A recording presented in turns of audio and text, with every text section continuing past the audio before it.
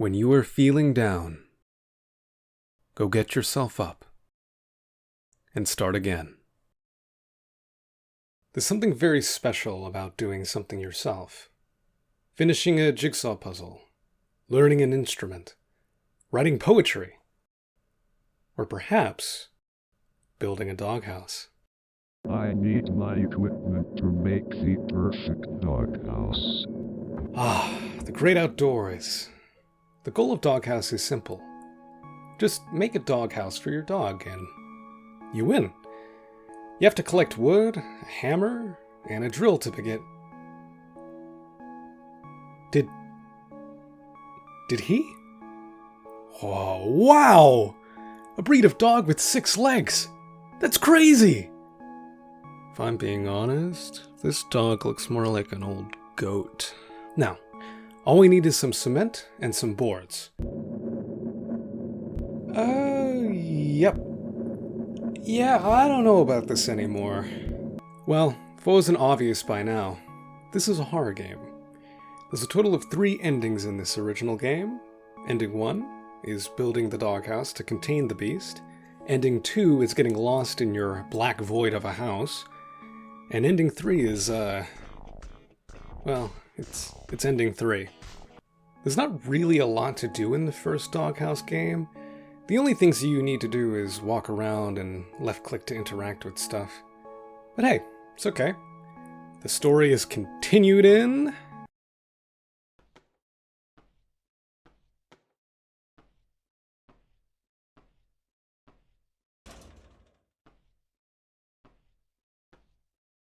So, according to the lyrics of Party Anthem Extended, our protagonist here has I built this doghouse a million times, or at least 2. confirming Doghouse 2 takes place after Doghouse 1. At least I think so.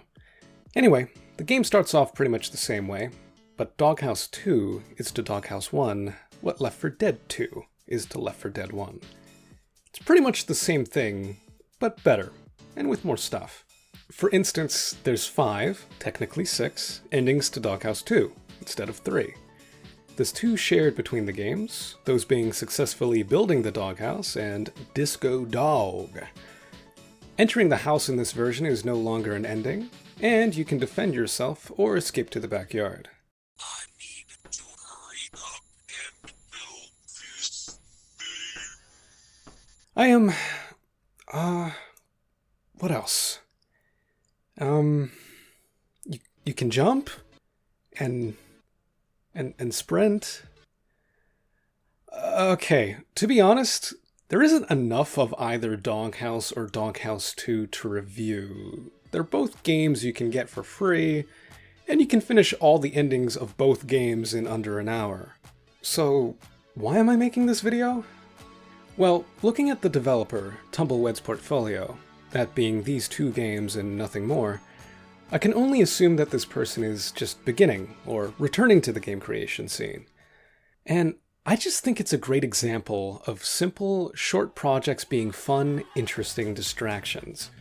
When we think of video games now, we think of big blockbusters, or even larger indie projects like Satisfactory or Peripetia, which I reviewed a few weeks ago. But there's this ocean of short, bite-sized games out there. The 2 best places I could find to get them are Itch.io and GameJolt.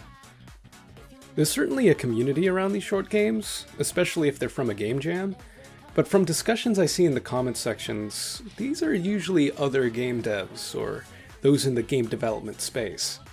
It seems like these games only get attention when a big YouTuber plays them. Ah, my garage. I need to open the garage first. Okay. Hi, Leonard. How you doing, buddy? And even then, the popularity is short-lived. And despite their short nature, I think they deserve more than that. I find when I need to relax, I'll download a handful of free games off Itch.io and play through them in an afternoon. Because the thing with these games is they have pretty much the opposite problem of every quote-unquote proper game.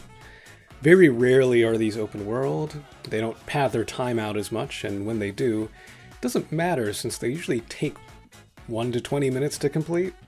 And of course, there's more variety of art styles, avoiding the pitfall of games having that Unreal Engine look, though occasionally you do bump into a game like that here.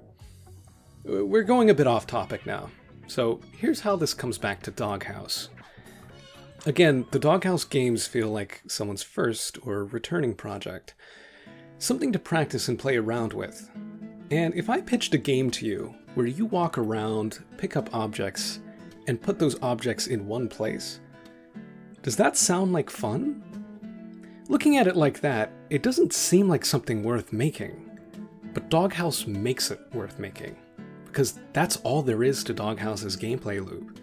Sure, it's not the most replayable game, but it's not something you're going to regret playing. I find that a lot of us will do this thing to ourselves, where we look at what we're doing in a very analytical light, which is fine for some things, but not so fine for others. Depending on how you look at Doghouse, it's either an interesting idea, a game where you have to build a doghouse for your dog who acts more and more strange as the game continues, or it's extremely boring, a game where you pick things up, put them somewhere, and then the game ends. Audiences will tend to see the former, while the creator will tend to see the latter. And paradoxically, both are true, which is good news. Doghouse is both simultaneously a game about building a doghouse for this SCP in your backyard. Oh, Leonard, I will build you a home soon. And a game where you just walk around and pick things up. If you know anything about business, you might know the acronym MVP. No, that's not Most Valuable Player. What I'm talking about is Minimum Viable Product. If you don't know what I'm talking about, let me explain. Minimum Viable Product, as its name implies, refers to making a product at its most bare. You see your fellow caveman drinking water out of his hands, the water escaping between his fingers. So what do? You make a small vessel out of clay or a shell. Make a cup. That's your minimum viable product. It's not a teapot, it's not a gluggle jug or a wine glass. It's a humble cup. So you hand it to your friend. He tries it out and it works. Great! You know it works. So you improve on it. Maybe add a handle if someone wants to put something hot in it, since the walls of the cup as is would burn your fingers. Then, slowly, you perfect the product. It becomes the teapot, the gluggle jug, the wine glass, wherever you decide to take it. You have to get started somewhere. And while yes, this is a business principle, I believe it applies to our everyday lives as well. Bad at meditation? Learn to take deep breaths first. Terrible at public speaking? Talk to yourself in the mirror. Terrible cook? Find a recipe with 3 ingredients or fewer. Learn game creation? Make a game where you collect things and put them somewhere. See, the thing about applying this principle is everyone's MVP will be different. To me, even Doghouse 1 is not an MVP. It has texturing, sound effects, scene transitions, and different endings. That's more than the minimum. You could have just had a brown block as the dog. The items you collect might have just been planks of wood. But there's also a drill, saw, concrete, hammer, sheet metal, and a lock. But maybe, given Tumblewed's skills, that was the MVP to them. My MVP for drawing would most likely be higher than someone who's just starting out. Gordon Ramsay's MVP would probably taste better than someone who's 2 weeks into a cooking class. And the thing about MVPs is, once you've made yours, like Tumblewed's Doghouse, you improve upon it. And that's exactly what Tumblewed did in Doghouse 2. Yes, Doghouse 2 is still a very simple game, and the gameplay is, in essence, the same, but there's more flair. The graphics are better, there's more environments, more endings, and there's even a little bit of platforming. There's lasagna as well. Should take a bite to see if it's done. It's chiseling at the first game, it's refining it, making it better, even if in small increments. And remember, simple doesn't always mean bad. Think of some really popular games over the years, especially in the mobile space. They're all simple. Flappy Bird, Fruit Ninja, Cut the Rope. Hell, even Slender the 8 Pages is just wandering around a dark map while this schmuck follows you around. When we get good at something, we often forget what it took to get there. Our MVP looks minimal to us because, well, that's the minimum to us. As we improve our craft, our minimum increases with us. If I were to make a game in Godot right now, I don't think I could make Doghouse. No chance. I would have to start smaller before going up to that. Remember that no matter how small a project you're making, some of you will always shine through. Some of Tumbleweed certainly shines through in the humor of Doghouse as well as in the tone and style.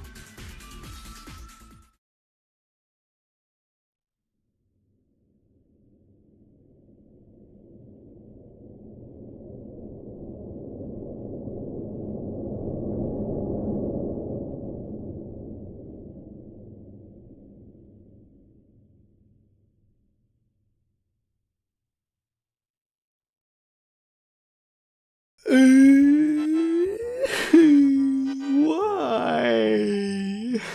Well, when I was writing this video, Tumbleweed announced an indefinite hiatus on the third installment. I have no idea when this is coming out, if it comes out, but I really hope it does. Getting to see the journey from yard to house was exciting enough, and Doghouse 3 looked like it was going to do a lot more than that, like having a nighttime and a working clock and an unmodeled car. Well, either way, I'll be keeping Doghouse 3 on my wish list, and I hope to get the opportunity to talk about it on the channel sometime. It's hard to put yourself out there. Make something that's truly yours and show it to the public. So I commend Tumbleweed for making these 2 short experiences for everyone to see and enjoy. If you're someone who wants to create, don't be afraid to make small. I know that inner voice makes it hard to get off the ground. It can manifest as yourself, a demon, or a dog. Sometimes it feels easier to take a rocket ship and fly to space. But whatever victories you can create for yourself, they're worth it. Whether it's building a giant cathedral or a humble doghouse.